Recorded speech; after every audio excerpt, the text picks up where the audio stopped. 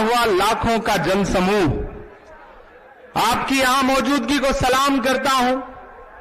मैं माइक पे खड़ा हूं और मेरे बगल में सदी के सबसे बड़े संत महात्मा गांधी की तस्वीर है और मैं सीमांचल के गांधी की सरजमीन पर खड़ा हूं।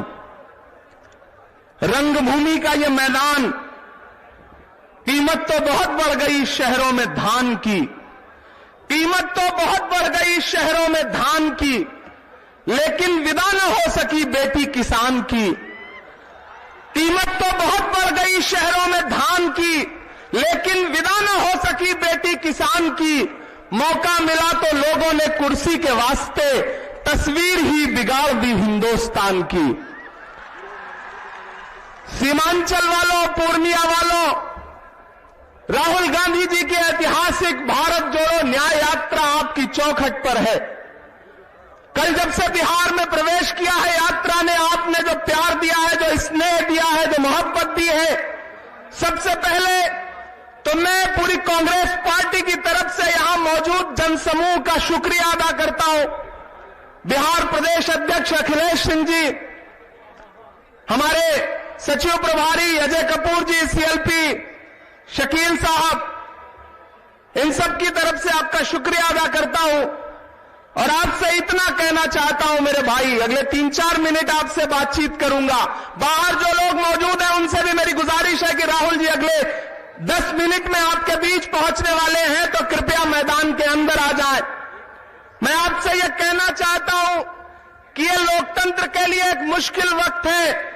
दिल्ली में बैठे हुए लोकतंत्र के लुटेरे हर दिन लोकतंत्र को लूट रहे हैं। यह जो महात्मा गांधी जी की तस्वीर है, आज ही का एक दिन था जब एक खास विचारधारा के लोगों ने महात्मा गांधी के सीने पर गोलियां दागी थी और महात्मा गांधी जी हे राम कहते हुए स्वर्ग सिधार गए थे। मेरे भाई, जो माहौल उस वक्त बनाने की साजिश की गई थी, आज भी लगभग लड़ाई वैसी ही है विचारधारा की। आज आने वाले दिनों में आपको यह तय करना है कि दिल्ली की गद्दी पर गांधी को मानने वाले बैठेंगे या गोडसे को मानने वाले बैठेंगे। मैं तो अलग ऐलान यहां खड़ा होकर कह रहा हूं कि यह किसने कहा आपसे आंधी के साथ हूं, मैं गोडसे के दौर में गांधी के साथ हूं। मैं राहुल गांधी जी की यात्रा का गवाह रहा हूं, भारत जोड़ो यात्रा से लेकर के भारत जोड़ो न्याय यात्रा तक। मैंने देखा है राहुल गांधी जी को 4000 किलोमीटर पैदल चलते हुए, मैंने देखा है उनके पांव के छालों को। एक यात्रा पूरी हुई कन्याकुमारी से कश्मीर तक और फिर उन्होंने बीड़ा उठाया कि हम मणिपुर से मुंबई तक 6500 किलोमीटर से ज्यादा का सफर तय करेंगे, 6700 किलोमीटर का। मेरे भाई, एक बात आपको समझनी है कि जो दिल्ली में बैठे हुए लोग हैं वो कितने शातिर हैं कि जैसे ही बिहार में यात्रा प्रवेश करने वाली थी कि बिहार में एक बार फिर से लोकतंत्र को लूटा गया। एक साहब फिर से पलट गए। आज मीडिया के साथियों ने हमसे कहा कि इमरान साहब आप क्या कहेंगे? मैंने कहा मैं उन पर कुछ नहीं कहूंगा। अगर आपको लगता है कि मुख्यमंत्री जी फिर से पाला बदल के उधर चले गए और वो हरकत हमारी भारत जोड़ो न्याय यात्रा को रोक लेगी, तो आप गलतफहमी के शिकार हैं। कल से हम देख रहे हैं किशनगंज में जब से यात्रा ने प्रवेश किया है, अररिया पहुंचने तक और आज पूर्णिया पहुंचने तक पूरा सीमांचल कांग्रेस के रंग में रंगा हुआ नजर आ रहा है। ये जो 3 रंग है कांग्रेस पार्टी के झंडे में, ये जो दरअसल 3 रंग है, यही इस देश का नसीब है, यही इस देश का मुस्तकबिल है। मैं यहां खड़ा होकर के मेरे भाइयों आपसे कह रहा हूं कि राहुल गांधी जो लड़ाई लड़ रहे हैं वो बहुत बड़ी लड़ाई है। उधर दिल्ली में बैठा हुआ नेता हमसे कहता है, देश का प्रधानमंत्री हमसे कहता है बताओ कांग्रेस वालों 70 साल में क्या बनाया है।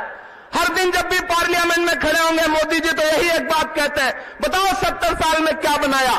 एक दिन जैसे उन्होंने कहा, अखिलेश बाबू पीछे बैठे हुए थे, उन्होंने हमारी तरफ देख के कहा कि इमरान ये पूछ रहे हैं 70 साल में क्या बनाया, इनको बताना मत वरना ये उसको भी बेच देंगे, इनका काम सिर्फ बेचने का है। ये बेचने के अलावा कुछ नहीं जानते। अरे हमसे 70 साल का हिसाब मांगने वालों, रंगभूमि के मैदान में खड़ा होकर के मैं एक बहुत बड़ी बात कहता हूं सीमांचल वालों, मैं तो इस देश के प्रधानमंत्री से कहना चाहता हूं कि अरे जो अपना चलाया हुआ 2000 का नोट 7 साल नहीं चला सके, वो हमसे 70 साल का हिसाब मांगते हैं, 70 साल का हिसाब मांगते हैं हमसे। हम तो राहुल गांधी जी के साथ खड़े हैं, कल उस गांधी के साथ खड़े थे, आज इस दौर के गांधी के साथ खड़े हैं जो चल रहा है मुसलसल न्याय के लिए, इंसाफ के लिए, हक के लिए।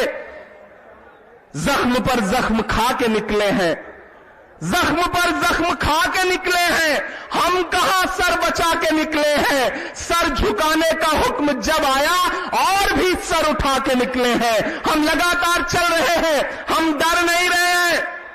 अगर सरकार को यह लगता है कि ईडी से, सीबीआई से आप कभी लालू जी जैसे बुजुर्ग को बुला करके, कभी तेजस्वी को बुला के, कभी हेमंत सोरेन को आप तोड़ लोगे लोकतंत्र के पहरुओं को, तो आप गलतफहमी के शिकार हो। सीमांचल नहीं, पूरा बिहार इस बार इस बात का जवाब देगा कि आने वाले 2024 में जिस साजिश के साथ आपने लोकतंत्र को लूटा है, वो साजिश आपकी कामयाब नहीं होगी। बिहार इस बात का गवाह रहेगा। यह बिहार है, यह दिल्ली वालों की गुंडागर्दी को कभी बर्दाश्त नहीं करता है, ना आने वाले दिनों में बर्दाश्त करेगा। मुझे इस बात का पूरा भरोसा है।